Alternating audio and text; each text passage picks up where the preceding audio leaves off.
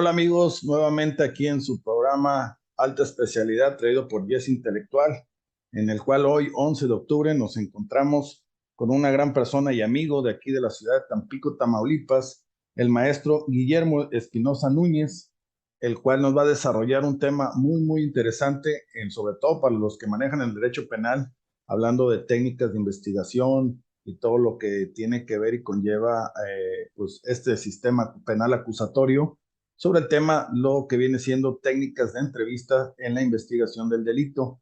Me gustaría antes que nada, pues darle la presentación y sobre todo que a mí me gusta que ustedes mismos desarrollen su currículo, la parte medular que ustedes puedan presentarnos para efecto de darse a conocer.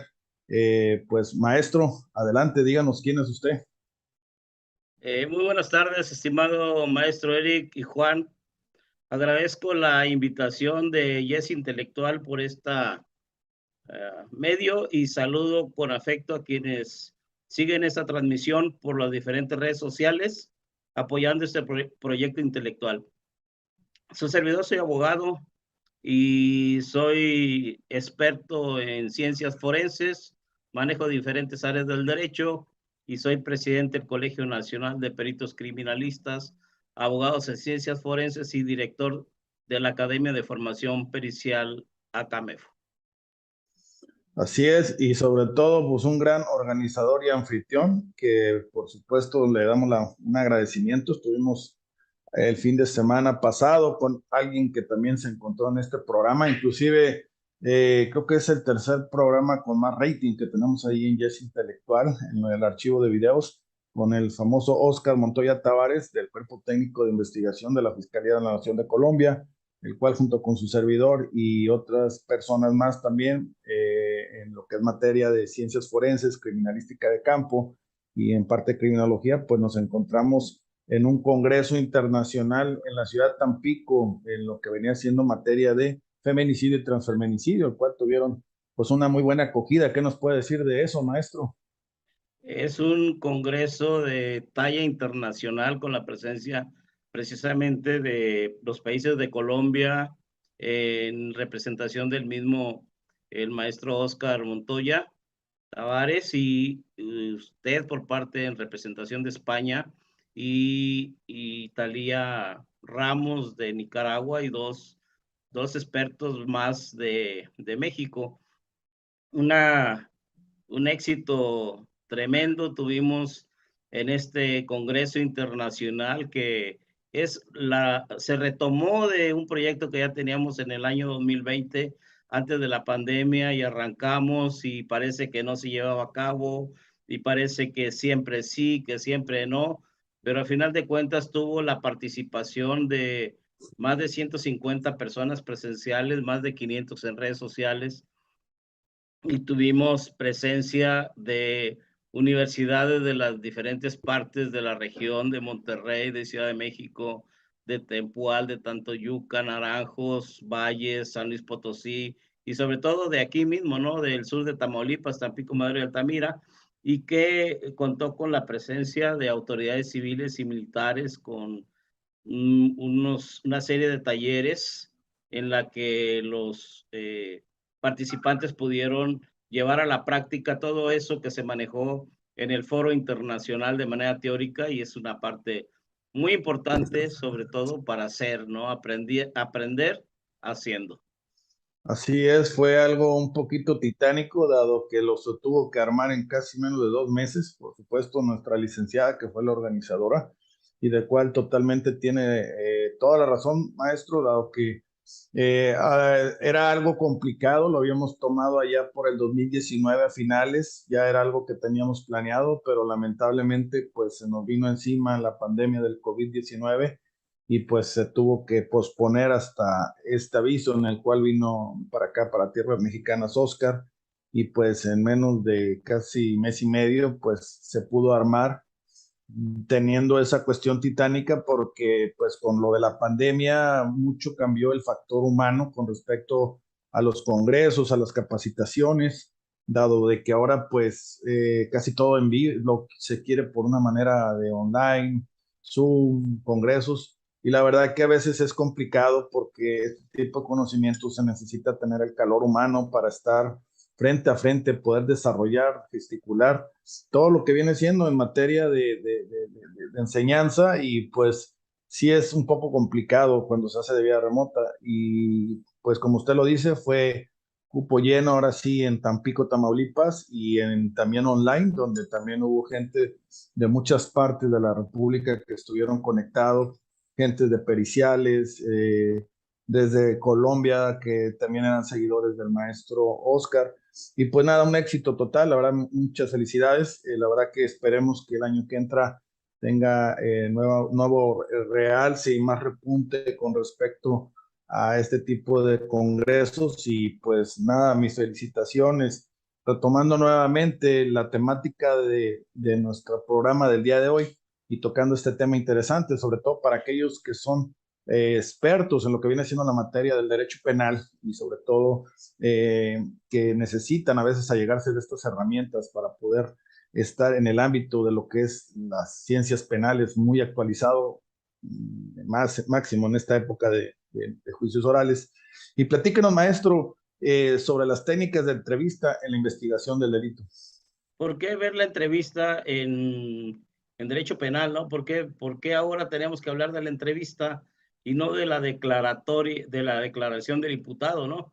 Porque, bueno, Ujú. ahora el Código Nacional de Procedimientos Penales, pues ya no permite la declaración, ¿no? Ni tampoco hay declaración preparatoria. Ahora, pues manejamos la entrevista, ¿no? La entrevista que nosotros como defensores particulares le hacemos a nuestros testigos, le hacemos a nuestros peritos, le hacemos también a a las personas a las que investigamos sobre aquello que tiene relación con el delito y entonces pues necesitamos ver y profundizar un poco en la figura de la entrevista. Ya la entrevista con matices más de psicología aplicada y psicología práctica para efecto de poder de alguna manera encontrar la verdad de lo que se investiga en torno al hecho que la ley señala como delito. Y bien, bueno, yo sobre el tema, por aquí traigo una presentación que les quiero compartir, en donde analizamos la entrevista desde el punto de vista kinésico, es decir, desde el punto de vista de la conducta no verbal, de la comunicación no verbal, que desde luego tiene como columna vertebral la entrevista verbal, ¿no? Pero bien, voy por ahí a compartir pantalla, a ver si por ahí se hace un poquito más didáctico esto y por ahí no sé si ya puedan visualizarla, ¿no? Ahí Ujú. está el nombre de la institución una de las que represento. Y bien, la primera pregunta es, ¿qué es entrevistar, no? ¿O qué es la entrevista? Pues la entrevista, déjeme ver aquí, la palabra entrevista deriva del latín y significa los que se ven entre sí. Es decir, una entrevista es un hecho que consiste en un diálogo entablado entre dos o más personas, uno denominado entrevistador o entrevistadores que interrogan y él o los entrevistados que contestan las preguntas. Y bueno, como podrán ver ahí, tenemos prácticamente dos sujetos sentados, ¿no? Y de fondo tenemos también pues dos cerebros, ¿no? Porque realmente lo que se hace en la entrevista, diferente a lo que se hacía en el sistema tradicional, que las técnicas de interrogatorio eran pues inquisitivas, ¿no? De manera que todo el mundo sabe que utilizaban técnicas del tehuacanazo, ¿no? Y de la bolsa de plástico. Bueno, pues acá la lucha es intelectual, ¿no? Entonces, lo que hacemos ahí, pues tenemos, como ven en la imagen, en el sistema tradicional, pues ya desde el momento en que el judicial o el ministerial se le sentaba arriba del escritorio al imputado, ¿no? Para poder interrogar, pues ya se ponía en guardia y esa situación pues ya ya se terminó, ¿no? Ya no debe de ser de esa manera. Entonces, en todos los tipos de entrevista es posible aplicar la técnica de la kinésica para, una, observar el comportamiento del sujeto que se está entrevistando a través de la comunicación no verbal y poder realizar la técnica directiva o no directiva, porque de hecho la entrevista se puede clasificar en una entrevista que tú diriges como entrevistador o una entrevista en la que dejas en libertad al sujeto que te cuenta, ¿no? A ver, cuéntame qué fue lo que pasó, ¿no? Observar el comportamiento para conocer el grado de ansiedad que tiene el sujeto que origina la entrevista o el estado emocional en que se encuentra y lograr un rapport especial, es decir, un rapport más eficaz. A través de Esto, la comunicación no verbal realizamos con mayor asertividad técnicas como por ejemplo el espejeo, la empatía, la apertura del entrevistado, los anclajes emocionales, etcétera. Realizar la técnica directiva o no directiva de la entrevista con mayor adecuación depende precisamente del buen manejo que tengas como entrevistador en la cuestión del rapport.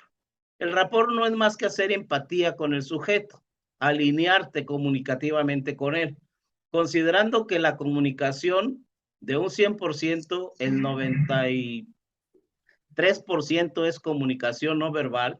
Entonces, se considera que quien realice una entrevista de alguna manera debe de tener preparación en materia de comunicación no verbal. Toda vez que la comunicación no verbal involucra varias disciplinas, ¿no? Una de ellas es la kinésica, que significa el estudio del comportamiento de los gestos y microgestos del sujeto. Dos, otro que involucra es la proxémica, es la ciencia que se encarga del estudio del espacio interpersonal entre los sujetos, que hay el tipo de espacio íntimo, el tipo de espacio personal, el tipo de espacio social y el tipo de espacio público. Y dependiendo del manejo del espacio que tengas, pues podemos nosotros encontrar un mayor control sobre la entrevista que podamos hacer. Es importante que sepamos el manejo correcto de la entrevista porque de eso depende incluso tratándose de la víctima, ¿no? Que la víctima realmente también esté de alguna manera realizando la versión de los hechos de una manera veraz. Eh, en todos los tipos de entrevista, por ejemplo, déjeme cambiarle aquí. En todos los tipos de entrevista es posible aplicar estas técnicas porque de esa manera nosotros podemos realizar preguntas adecuadas de acuerdo a las respuestas no verbales del entrevistado. Es decir, nosotros estamos haciendo preguntas y estamos observando si el sujeto, cuando le lanzan la pregunta, parpadea más de lo normal, si el sujeto se hace hacia atrás, si el sujeto tiene los brazos cruzados, si cruzó las piernas, o si está en un estado de control, ¿no? Y bien, nos permite también conocer al entrevistado si se produce con verdad o se está produciendo con mentira, saber con claridad si realmente estamos haciendo preguntas no asertivas o equivocadas o que puedan producir un resultado equívoco para los fines de la entrevista. Realizar un cierre una vez que realizas la entrevista también es importante porque tienes que cerrar al sujeto una vez que ya entrevistaste para dejar la puerta abierta para un posible regreso otra vez a la entrevista y no te quedes disgustado con el sujeto, ¿no? Tienes que dejarlo en estado emocionalmente calmado. Bien. La técnica de entrevista reconoce o interpreta un amplio rango de conductas y estas se manejan desde el área consciente o también desde el área inconsciente, sean verbales o no sean verbales, que exhiben típicamente las personas cuando son sometidas a un interrogatorio. Cuando las personas son sometidas a un interrogatorio, una entrevista, sufren un cierto grado de estrés. Digo, maestro Eric, usted ya sabe, con los llamados controles de confianza, ya nada más en el hecho de pensar que te van a sentar y que te van a ejercer presión, pues mientras más definido sea el patrón de conducta que observamos en la persona que estamos entrevistando, mayor seguridad podremos tener para interrogarlo. Así Respecto, es, esto es muy común cuando, sí, los exámenes de confianza, sobre todo que lo apoyan con otra, pues no técnica, pero lo que viene siendo un polígrafo. Realmente esto es parte muy importante en las policías a nivel internacional, le llamamos el interrogatorio policial. No es lo que comúnmente estábamos asociando en el sistema tradicional, ¿no? El famoso tehuacanazo con agua, esos eran brutalidades.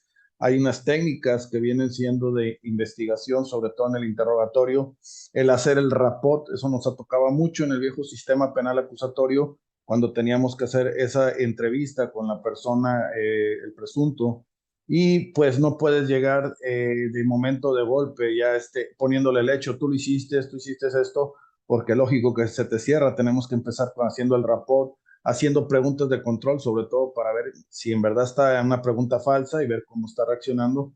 Y como bien lo dice usted, maestro, es muy puntual esto cuando son esos famosos exámenes de confianza, pero estamos hablando en el ámbito de servidores públicos, cuando esto también creo que debería de caer en hincapié usted, porque esto es importante cuando estamos hablando en recursos humanos, en las entrevistas que puedan tener también al personal que pueda estar laborando una empresa o futuros candidatos, ¿cierto?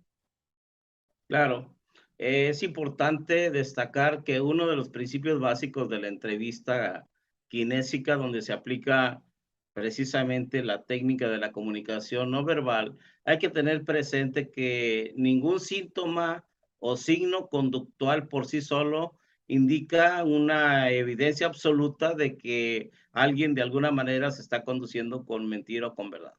Y si bien es cierto que esto del interrogatorio se aplicaba en el sistema anterior, no menos cierto es que nosotros tenemos que levantar la denuncia y tenemos que hacerle ciertas preguntas a la víctima, ¿no?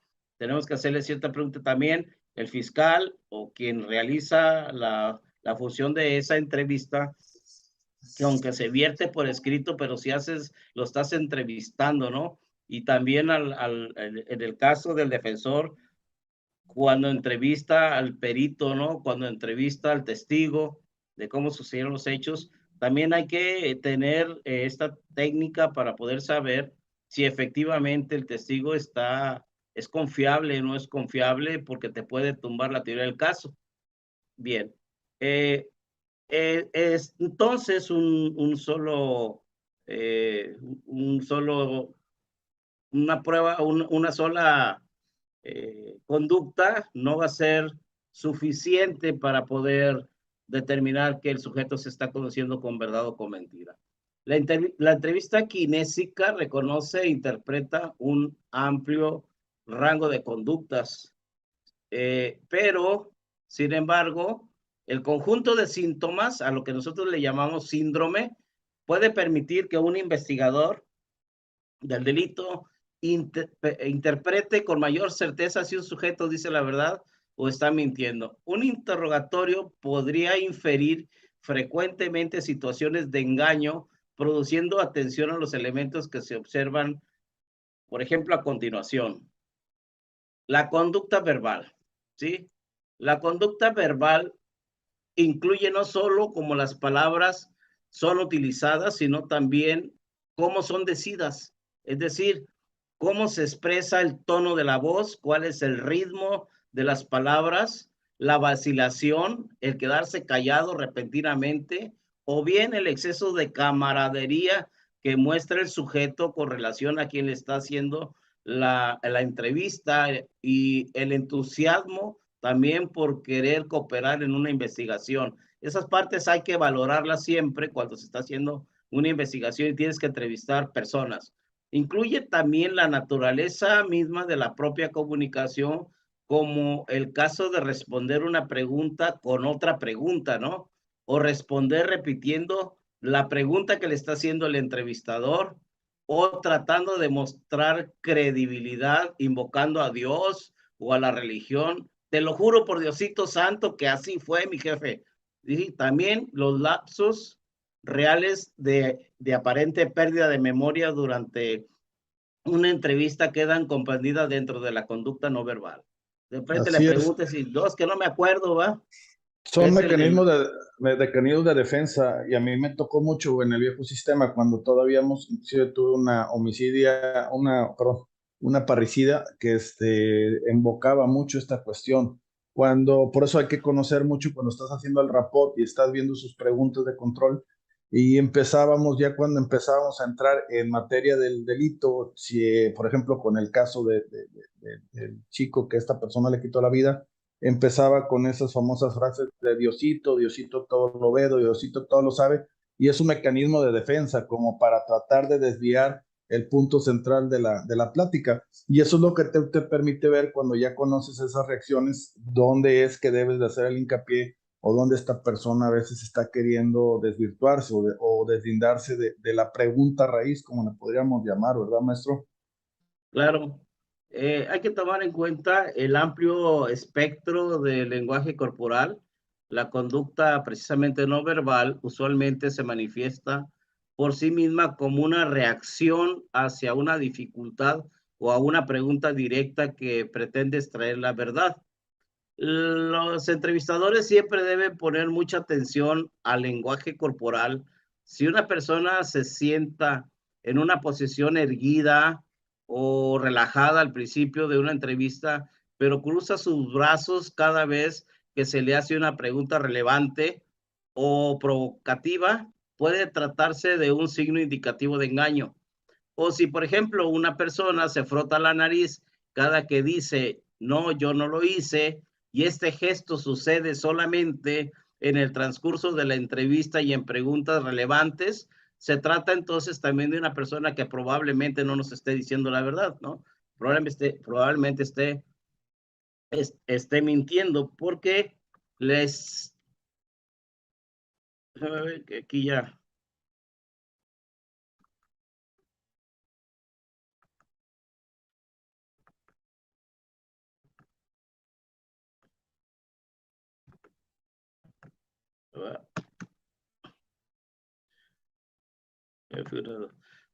Eh, ¿De qué nos sirve entender la esencia de identificar signos reveladores de la conducta no verbal? Hay que observar que la mayoría de las personas tenemos un patrón de comportamiento cada vez que respondemos a una serie o una batería de preguntas, y de la manera como responda y reaccione ante esa batería de preguntas relevantes en comparación a cómo responde a preguntas normales o no amenazantes durante el transcurso de la entrevista, eso se le llama paradigma de verdad. Es decir, por ejemplo, si yo te pregunto cómo te llamas, me vas a decir, pues claramente sabes cómo te llamas y no me vas a mentir acerca del nombre. ¿Cómo se llama tu mamá? ¿Cómo se llama tu papá? ¿Qué día es hoy? ¿Cómo vienes vestido? ¿Cómo te sientes? Descríbeme el lugar en el que te encuentras. ¿Quién es el presidente actual? ¿Qué día de la semana es hoy? ¿A qué hora son? Entonces tú vas registrando el comportamiento que va teniendo esta persona cuando te responde preguntas de respuesta forzosamente verdaderas, y luego cómo se comporta cuando tú le empiezas a hacer preguntas relevantes, ¿no? De ejemplo, o sea, tú sabes por qué estás aquí, cuál es el motivo del que te encuentres aquí, entonces empieza a ponerse en guardia desde el punto de vista mental y empieza la lucha entre el entrevistador y el entrevistado, ¿sí? Vamos a ver que una persona que se siente nerviosa, ¿sí? Parpadea más número de veces que cuando tiene miedo, ¿no? Sí, o cuando está mintiendo. Entonces, esta situación, perdón, parpadea más veces cuando dice mentiras que cuando se siente nervioso. Entonces, esta situación hay que irla registrando. Por eso O los, necesita el entrevistador una cierta... Sí, adelante, maestro. O también, sí, los tics nerviosos que pueda tener. Tuve la fortuna también de haberlo practicado, este tipo de herramienta, donde vemos también no solamente la salivación, cuando la famosa manzanita de Adán, hacia dónde voltea a ver, por ejemplo, con la mirada, porque estamos viendo qué hemisferio del cerebro está usando, el de la creatividad. Y este tipo de ejercicios nos sirve mucho, sobre todo cuando estamos realizando esa función dentro de un juicio oral como el interrogatorio y el contrainterrogatorio. A veces es una herramienta que parece un poco de fantasía, pero la verdad es que es muy útil porque hay maneras en las cuales también puedes tener contramedidas cuando una persona está, por ejemplo, mintiendo, cuando habla en retrospectiva de adelante hacia atrás sobre los hechos, y es ahí donde viene que se le cuatrapea, la verdad, la lógica material. También iba a comentarlo ahorita que estaba diciendo y se me vino a la imagen. Yo no la practiqué, la verdad que no tengo tanto tiempo en una institución para haberla practicado, pero había una, yo creo que a lo mejor sí le tocó a usted, maestro, lo que era el famoso careo que a veces se pedía en el viejo sistema, y era una manera en que también el juez percibía las reacciones que las personas podían tener al momento, que era una entrevista prácticamente entre ellos mismos, ¿no? Las reacciones que podían tener cuando había ese careo. Era una herramienta pues para mí extraña, nunca me tocó verla así, solamente creo que la única que pude yo ver fue en vivo en una entrevista de Diego Santoy Riverol con la mamá de Ana Nazar, pero así en una práctica no, pero sí te das cuenta cuando las personas tienen ciertas reacciones. Este tipo de herramientas se necesita sobre todo mucho la experiencia del ojo, de la experticia que usted pueda tener. ¿Cómo es que puede adquirir esa persona este tipo de experticia, al igual que el poligrafista o el entrevistador de un examen de confianza, para poder desarrollarla? Sí, en realidad, la técnica de ser experto en kinésica o en comunicación no verbal, hay un diplomado formativo donde se te enseñan a través de ciertas materias que se realizan. Hay una formación donde se te prepara, sobre todo en bases psicológicas, ¿no? Acerca de cuál es el comportamiento del manejo de las emociones, pero sobre todo tiene mucho que ver con el show humano al que pertenecemos, ¿no? Uno de los grandes estudiosos de la conducta no verbal es desde Charles Darwin, en un libro muy interesante que se llama La expresión de las emociones de los animales. Sí, ese libro por ahí está y se va a hacer llegar por si el auditorio quiere que se lo obsequiemos, por ahí lo tenemos. Cómo se comporta, cómo es el estudio de las emociones en los animales. Hay otro autor también que maneja el mono desnudo de Emon Morris, que habla acerca de cómo es que el ser humano maneja mucho la cuestión de la territorialidad, ¿no? Es decir, el territorio es importante para el ser humano y mientes o mentimos por una cuestión de sobrevivencia. Y dices, bueno, por qué se miente? Bueno, según el valor de la verdad es el tamaño de la mentira. Pero ¿por qué se descubren las mentiras? Bueno, porque a mayor riesgo, mayor nerviosismo y mayor esfuerzo para contener la verdad. Es decir, el esfuerzo que realizas en tu interior para no decir la verdad se expresa a través de tus músculos faciales, se expresa a través de tu comportamiento conductual, cómo te sientas, cómo miras, sobre todo el estudio de las expresiones faciales y sobre todo el estudio de la mirada tiene de alguna manera una significación. Eso que dicen que la mirada es muy natural, eso no es verdad, no. La mirada tiene intención, sí, hay mirada de dominación, hay mirada neutral y hay mirada de sometimiento. Entonces, no es un encuentro entre iguales en una entrevista, es un encuentro basado en la distinción de roles entre dos participantes, uno sobre el que posee una mayor responsabilidad al conducir la entrevista, que es el entrevistador. Él tiene que cuidar bastante que el entrevistado no se lo lleve entre los pies, ¿no? Porque lo va a querer. En un momento dado, el fracaso de un entrevistador es que el entrevistado no diga nada. ¿Sí? Por eso mencionaba yo al principio, hay que usar el rapport, el espejeo, que consiste espejear, no es más que hacer lo mismo que el sujeto. Si levanta la mano, pues tú también levanta la mano, ¿no? Si se talla la frente, pues tú también tállate la frente. Empiezas a espejear, empiezas a hacer el espejo de la otra persona, ¿no? Y Y aparte, empatía, pues, sí. aparte ahí hay ciertas cuestiones también, porque las posturas, como bien lo dices, nos hablan mucho.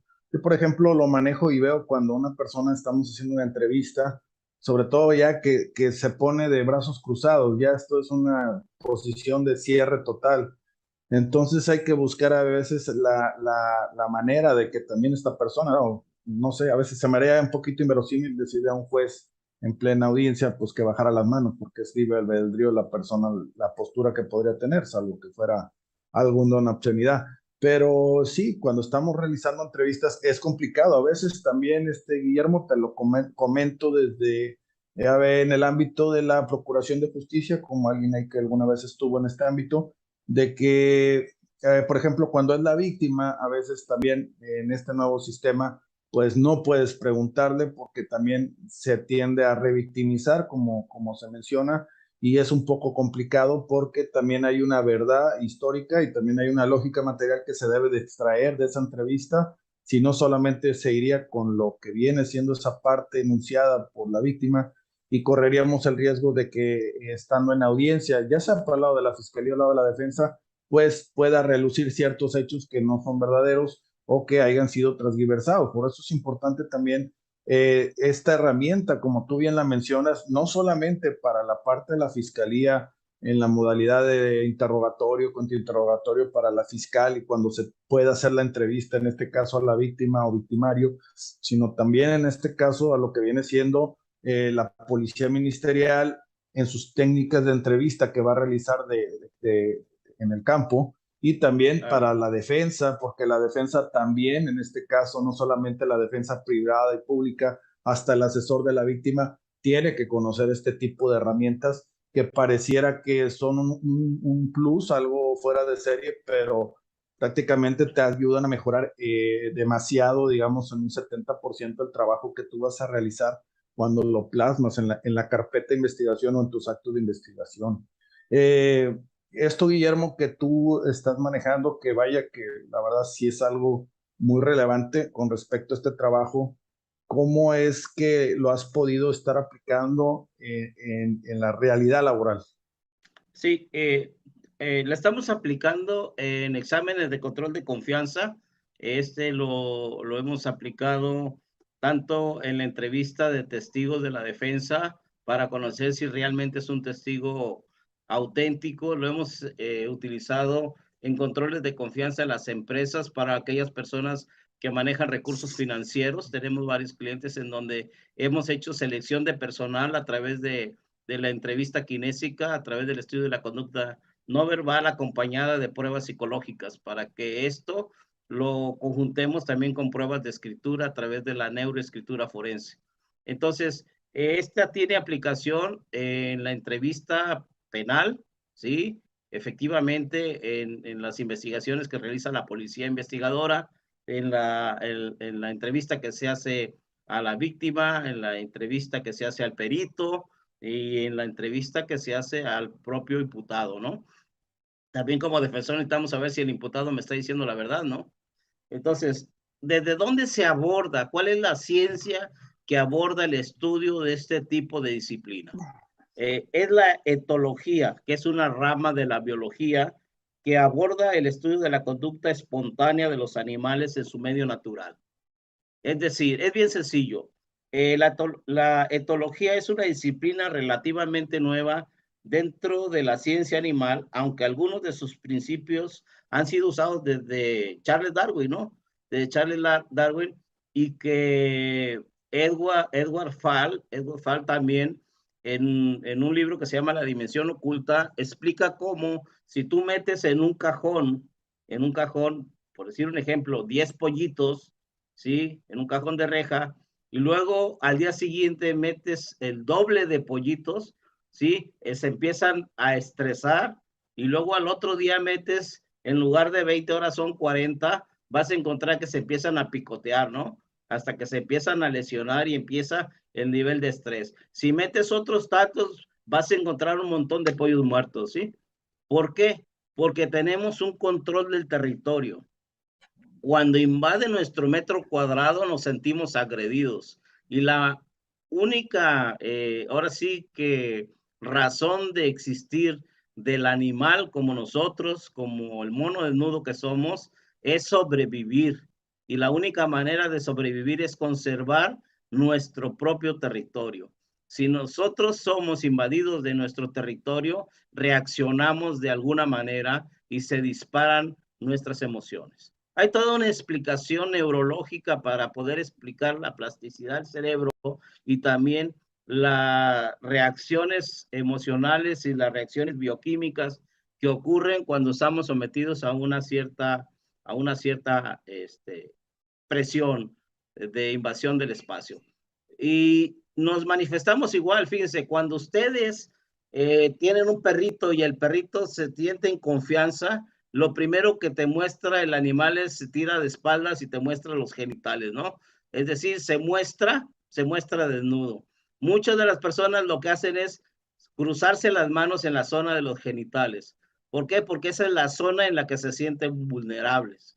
Entonces, cruzarse los brazos, cruzar las piernas, es una forma de querer ocultar partes vulnerables de ti, porque te sientes agredido. Y para el mentiroso, decir la verdad, pedirle que te diga la verdad es una agresión.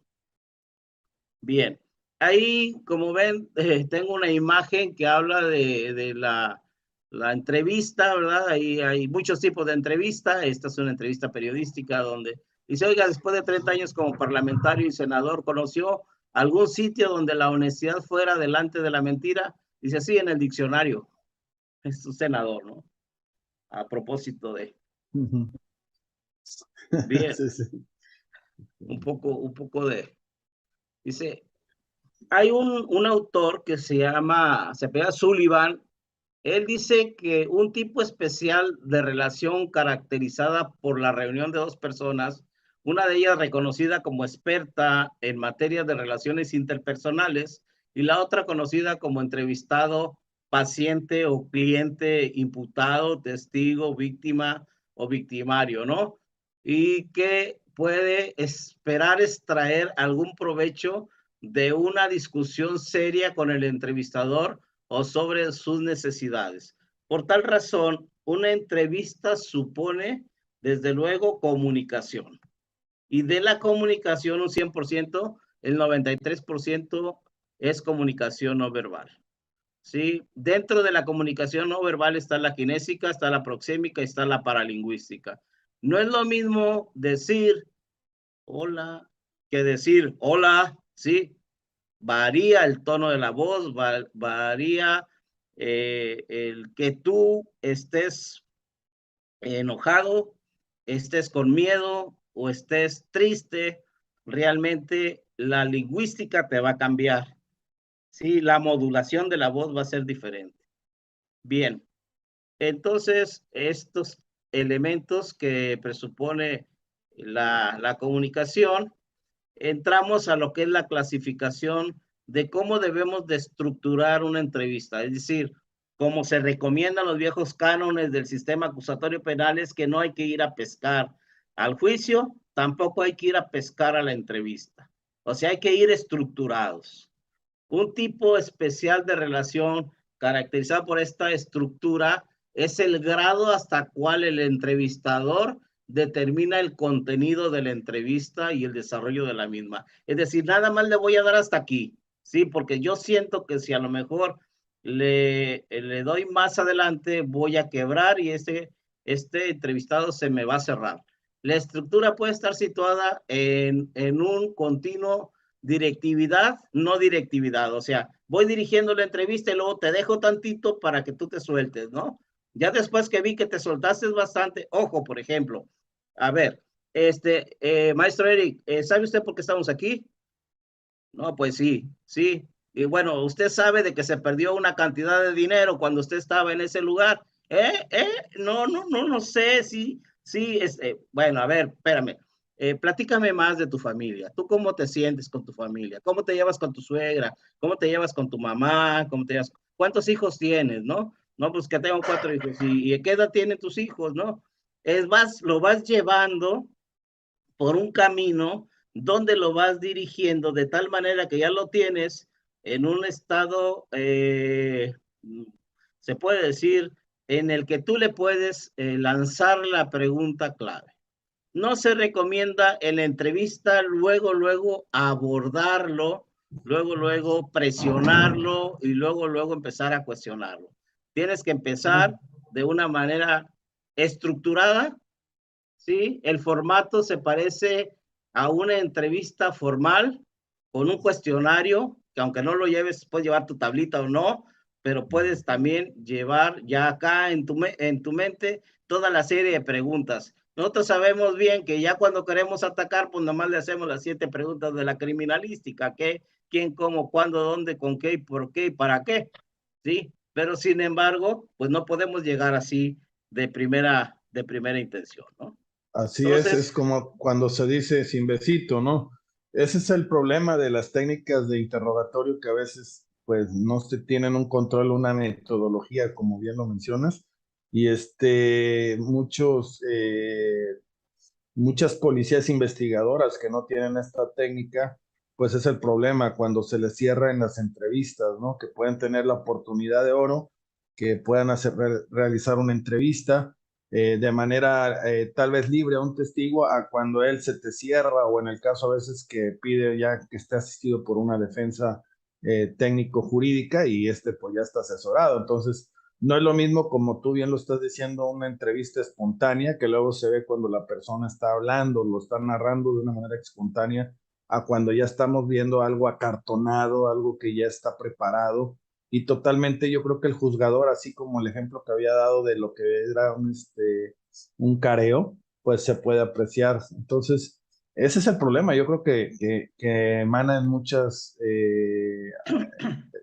autoridades investigadoras, y no solamente en investigadoras, mi Guillermo, también estamos hablando en autoridades preventivas. Por ejemplo, su servidor, que a veces tenga que capacitar en materia de primer respondiente, también lo llevamos esta materia. ¿Por qué? Porque tiene que tener una técnica para entrevistar el elemento preventivo cuando está abordando, por ejemplo, una persona que viene en un vehículo con 2 personas. Tiene que tener una técnica en que los va a interrogar, uno de cada lado, para que el otro no esté yendo las respuestas. Empieza a generar el rapport, empieza a introducir sus preguntas y empieza a detectar entonces, en este caso, las banderas rojas.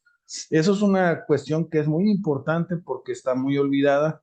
Lo dejan a veces a la mano de Dios con respecto a estas autoridades preventivas o investigadoras, y se aprende de una manera muy ríspida, que desgraciadamente a veces eso te puede traer una consecuencia cuando estás en la integración de una carpeta de investigación, o cuando estás integrando también como un abogado particular o defensor público o asesor de la víctima también en el caso dado. Este, Adelante, Guillermo, ¿cuáles son las convicciones que podemos tener, sobre todo cuando estamos muy bien allegados de estas técnicas de investigación? las condiciones, bueno, las condiciones ideales para hacer una entrevista debe ser un lugar no muy grande, con poco espacio, que no haya objetos entre el entrevistado y el entrevistador. El objetivo es conseguir que el entrevistado se sienta lo más cómodo posible y espontáneo, y lleve a cabo una autoexploración en cualquier tema. Bien, el investigador interfiere lo más mínimo en la no estructurada, adaptándose a lo que el entrevistado plantea. En una entrevista real, por ejemplo, se da cualquier punto intermedio hasta que cuente una historia, un chiste, y este tipo se les llama de alguna manera no estructurados, y puede variar a lo largo de la entrevista dependiendo de lo que se pretenda. La entrevista no directiva es más fluida, es más dinámica, es menos compleja, pero cuando se intenta sesgar la misma y se complica, tenemos que pensar en que esta se debe desarrollar por etapas, ¿sí? Son etapas. La entrevista no es así, nada más llegar y empezar a preguntar, ¿no? Las etapas de la entrevista que normalmente se recomiendan son 3 tipos de etapas, ¿no? La primera es la etapa de contacto. Es decir, ¿cómo haces contacto con el sujeto? Porque depende, acuérdense que siempre decimos, la primera impresión siempre cuenta, ¿no? Como cuando vas a ver a la novia, lo primero que haces es arreglarte bien padre, ponerte tu mejor ropa y tener la mejor carta de presentación. Entonces aquí funciona igual, crear un rapport y estar atento para que las condiciones sean las más adecuadas. que es la etapa de contacto. Una vez que ya estás en la etapa de contacto, pasas a la siguiente etapa. Ahora sí, vamos a entrarle al trabajo real, que nos proponemos dependiendo de cuál es el objetivo que pretendemos obtener en la misma. Luego ya viene la etapa de despedida o la etapa llamada de cierre, es crear un espacio de tiempo para resumir todo lo que ha sucedido en la entrevista. Ejemplo, bueno, mira, yo ya todo lo que me dijiste es lo que yo quería que me dijeras, yo ya conseguí mi objetivo. Te quiero preguntar cómo te sentiste durante la entrevista. ¿Hubo algún momento en que tú te sentiste agredido por mí? ¿Crees que puedes agregar algo en tu defensa sobre lo que acabas de decir? ¿Te gustaría que quedara plasmado tu oportunidad de poder dar tu versión de las cosas? ¿Sí? Entonces, todo eso lo tienes que cerrar, ¿no? La despedida, de tal manera que lo dejes calmadito, ¿no? Porque llega un momento dado que cuando logras llegar a mover las fibras emocionales del sujeto, dentro de la entrevista llega hasta soltar el llanto, ¿no? Sobre todo, sí, es otro recurso al que digo, no, de veritas, jefecito, ¿verdad que de Dios que yo no fui? Mire, le digo, es que yo tengo familia, y empiezan a llorar, ¿no? Y Así entonces, es. tú Ahí, sigue. ahí, ahí te comento algo, digo, ahorita que me estaba. Es importante, sobre todo cuando se está realizando esta técnica, pues en el anterior sistema, por lo general en los fiscales, los ministerios públicos o el policía ministerial. ¿Por qué? Porque tú mencionaste algo muy importante cuando estamos hablando del examen de confianza, porque el entrevistador te lo va a confrontar con algo que dice que es científico, que es el polígrafo. Me queda claro que si fuera científico fuera un medio de prueba, ¿no? Pero bueno, realmente lo que mide son sensaciones y lo que mide son ritmos cardíacos y realmente no es algo que te va a decir si está diciendo la verdad o la mentira, pero te permite en el momento de reforzar, por ejemplo, en este caso de lo que es la entrevista, con un factor que es algo instrumental. Es que el aparato me dice que mientes, el aparato me dice esto. Realmente cuando lo plasmamos, porque también la entrevista policial es como si fuéramos una entrevista poligráfica, pero en lugar de tener el aparato, lo que tenemos es medios de prueba, en este caso, que podemos confrontar. Por ejemplo, lo que viene siendo una inspección ocular, lo que viene siendo alguna testimonial, donde entonces lo increpas y es cuando tú dices eso, efectivamente se empieza a acorralar hasta que definitivamente se rompe, llora. Yo me recuerdo algo muy especial cuando nos tocó un abigeato allá por el 2009 y en el cual tenía la entrevista de esta persona que era el vaquero del propietario del rancho y cuando fuimos a hacer la inspección ocular había algo muy clave donde eso era una isla, era una entrada y salida por un solo camino y había perros en su casa, tenía 7, 8 perros y pues manifiesta que el ganado lo sacaron de noche por el camino y me acuerdo que cuando lo estaba entrevistando, él no sabía, bueno, sabía que había ido, pero no se dio cuenta del por qué. Y lo empezamos a entrevistar, empezamos con el rapport, cómo te llamas, ta, ta, ta. Y cuando ya, ¿cómo es posible? Le digo, al momento que yo llegué al rancho con tu patrón, todavía ni pasaba la segunda tranca y los perros ladraron, hicieron un gran escándalo. Solamente hay un camino que pasa por enfrente de tu casa. ¿Cómo es que tú me puedes sostener que no te diste cuenta que sacaron esos animales cuando tuvieron que pasar forzosamente por enfrente del domicilio y tienes 7 perros que totalmente hacen un escándalo cuando ven una persona extraña? Totalmente ahí fue donde empieza a quebrarse y totalmente llora, precisamente. Y no solamente en este caso, en otros también que me ha tocado, pero esa es la parte diferencial entre lo que es la entrevista policial, porque en la policial, pues en la entrevista, perdón, de polígrafo, pues hay una máquina en la cual mide las sensaciones, mide todos los pulsos y pues con esto lo trata de confrontar, pero en una policial con esta genética que tú dices, efectivamente es cuando te das cuenta de los riesgos y empiezas a presionar.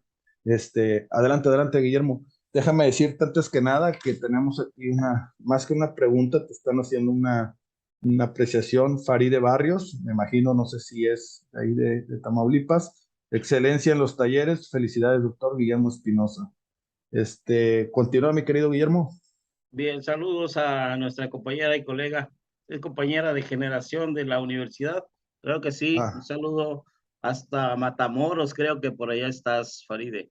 Bien, yo creo que ya estamos un poquito acercándonos al cierre de este, de este trabajo, esa exposición. Y bueno, no quisiera irme sin antes, pues explicar qué es el rapport, ¿no? Porque a lo mejor tú y yo sí lo entendemos, ¿no? Pero sobre todo, quizás, sí, pero sobre quizá, todo, sí, sí. Ujú. sí, pues yo he sido fiscal y tú eres fiscal, y entonces, pues esa parte es de la formación que debemos de tener para sacar adelante la chamba, ¿no? Pues Ujú. bien, el rapport también se llama la relación, es uno de los ingredientes imprescindibles para establecer una comunicación efectiva con los demás. Utilizamos la palabra acompasar para describir el proceso de acercarnos al modelo del mundo de la otra persona que estamos entrevistando. A través del rapport nos acercamos a su realidad, ¿sí? A ver, voy a verlo desde tu realidad, voy a verlo desde donde tú lo estás viendo, ¿sí? Inclusive utilizamos palabras que él utiliza, ¿sí? Bueno, es que el vato estaba como a 5 metros. Bueno, a ver, sí, tú dices que el vato estaba a 5 metros, pero antes de eso el vato, ¿dónde estaba? ¿Sí? Estamos acercándonos a su realidad, utilizando sus propias palabras, utilizando su propio modelo del mundo que él visualiza, ¿no?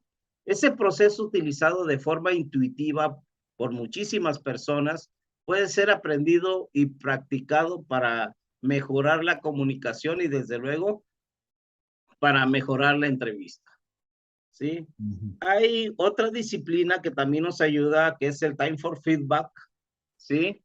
Que es hablar de la programación neurolingüística, es hablar del PNL. Quizás dice, no, pues es que eso es para actividades motivacionales. Pues sí, estamos manejando emociones, estamos trabajando con material humano, estamos trabajando con conducta humana y estamos trabajando con seres humanos de carne y hueso, pero que de alguna manera son seres instintivos y emocionales. Y tenemos que aprender a manejar esa parte para poder sacar adelante la técnica de la entrevista. Cuando hablamos de comunicación en programación neurolingüística, nos referimos a procesos sistémicos, integrales, holísticos, armónicos. La comunicación se produce cuando tenemos feedback, es decir, cuando conseguimos una retroalimentación. Eso es lo que se llama el time for feedback, ¿sí? Tiempo de feedback, o sea, tiempo de retroalimentar. El comunicador recibe la señal adecuada de que el receptor le ha llegado la información de manera correcta. Para eso tenemos que mandarle la información correcta.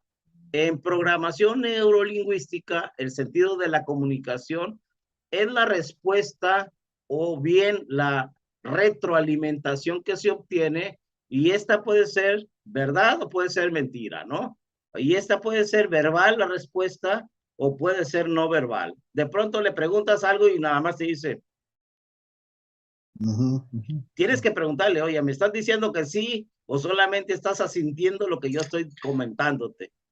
La sincronización es la base de la comunicación para la programación neurolingüística. Consiste en establecer una relación creando una misma longitud de onda con nuestro interlocutor. Es decir, si él dice así con la cabeza, tú también di que sí con la cabeza. Si él dice, no sé, pues tú también crea esa longitud de onda.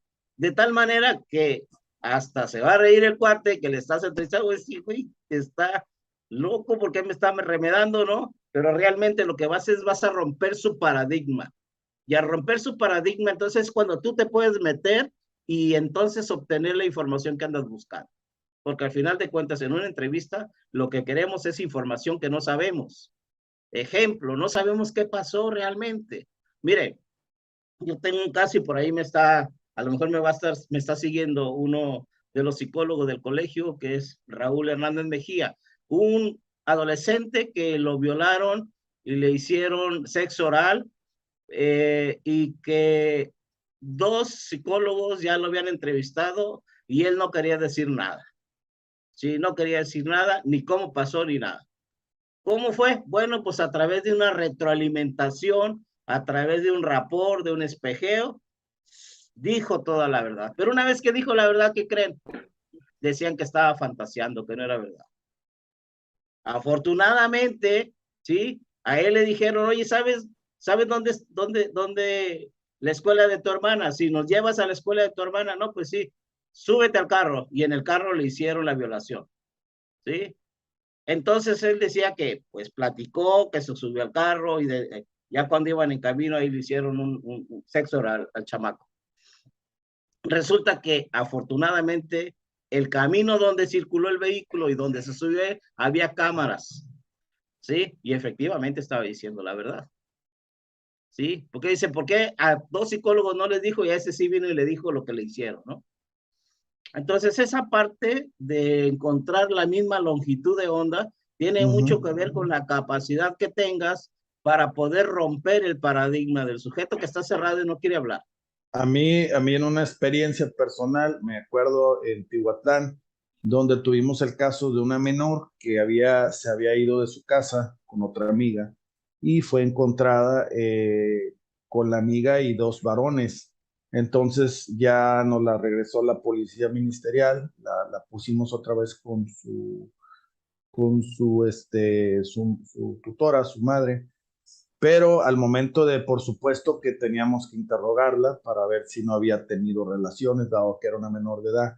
Me llevo la sorpresa de que, vaya, para mí no es tan complicado, a veces una entrevista con una persona mayor que haya cometido el delito, pero en ese momento la niña, porque era menor de edad, y, como víctima, en este caso, estoy hablando de hace más de 10 años, todavía no existía en sí la especialización, eh, estaba completamente cerrada hacia las preguntas y se ponía en esa postura de brazos cruzados y totalmente no podía avanzar en nada. Entonces ya me dimito y le digo viene mi oficial secretaria que trabajaba ahí con nosotros, era una Olga, que era joven, pero tenía 2 hijas de la edad de ella.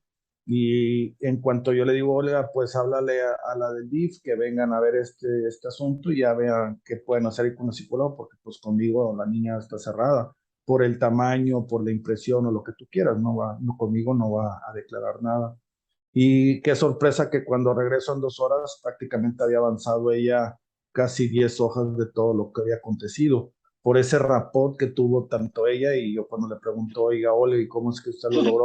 Pues es que tengo 2 hijas y la verdad que sé cómo a veces hablar con ellas. Esa es la importancia también de conocer herramientas. Mi Guillermo, lamentablemente nos ha ganado el tiempo, la plática estaba muy buena, la verdad que me da mucho gusto, creo que luego la podemos continuar también, no estamos tan lejos. ¿Qué proyectos tienes a futuro con respecto a tu organización? Y también danos tu contacto para las personas que estén interesadas en algún momento dado, una entrevista o algo laboral, y sobre todo, pues darte las gracias en esta intervención que has tenido en tu programa de especialidad por Yes Intelectual. Gracias, sí, tenemos en puerta, una vez que tuvimos éxito en este formidable tercer Congreso Internacional de Criminalística y Ciencias Forenses, en el tema feminicidio, transfeminicidio, tenemos en puerta el 9 y 10 de diciembre un campamento forense donde vamos a manejar la localización de tumbas clandestinas, vamos a manejar la recuperación de restos óseos y el procesamiento del lugar del hecho. Vamos a contar con la colaboración de la Universidad Potosina, lo vamos a hacer en la ciudad de Valles, por ahí en una zona recreativa donde nos permiten escarbar para poder sembrar los cadáveres, donde van a poder los estudiantes y los estudiosos y los investigadores recrear el lugar para efectos de hacer el trabajo de la recuperación de fosas clandestinas. Me han dicho que están interesados en participar. Ahorita lo voy a checar, aquí lo tengo.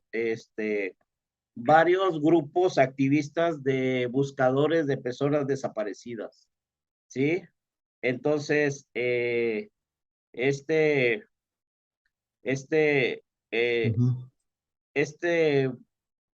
grupo, sí, es un grupo civil de búsqueda de personas desaparecidas del Consejo Ciudadano de Búsqueda de Personas, de la Comisión Estatal de Búsqueda de Personas del Estado de San Luis Potosí. Está muy interesado en participar en este tipo de evento. Y bueno, desde ahorita, gracias a GES Intelectual y a la oportunidad que me das, Eric, pues los invito a que participen, que estén al pendiente. Por ahí estamos en la página de Acamefo, así como suena, o en la página de Compec, o bien en la página de Facebook de su servidor. Aparezco así con mi nombre, Guillermo Espinosa Núñez. No manejo nada personal y puras cosas académicas, profesionales, forenses y jurídicas.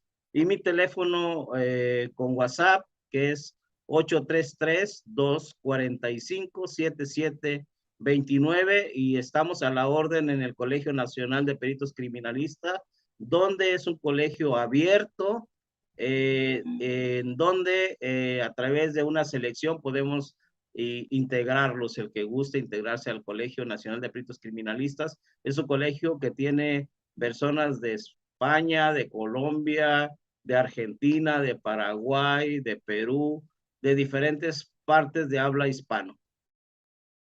Y pues muchas gracias por la invitación, agradezco infinitamente me hayan dado este espacio para poder expresar algo de lo que, a lo que nos dedicamos, ¿no? Algo de lo que hacemos y algo de lo que podemos compartir para así poder trascender con lo que sabemos y regresarle algo a la sociedad que nos ha dado. Pues muchas gracias, Guillermo. La verdad que ya estamos programándonos para esa fecha.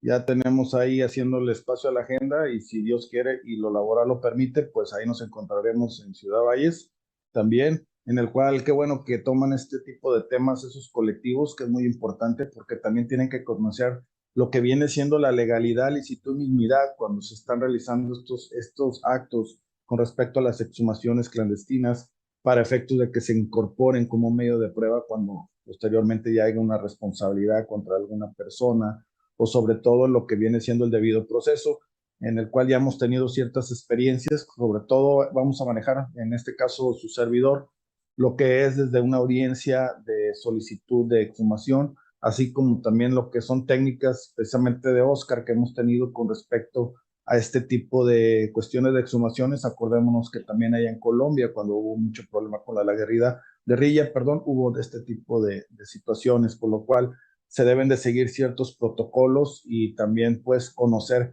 cómo es el tipo de búsqueda, cuál es una zona de confort para este tipo de personas, cuáles son los indicios que te permiten saber cuál es la zona de operación y sobre todo ciertos tips que te dan la máxima de la experticia cuando ya se ha tenido este tipo de trabajo. Muchas gracias, Guillermo. Nos vemos nuevamente y pues sobre todo a nuestro público de alta especialidad traído por GES Intelectual. Y pues muchas gracias, sobre todo a ti, hasta Tampico, Tamaulipas. Que tengas muy buenas noches y muchas gracias. Estará disponible dicho video también en las redes sociales de GES Intelectual, en YouTube y en la página de Facebook. Muchas gracias y que tengan muy buenas noches. Hasta pronto.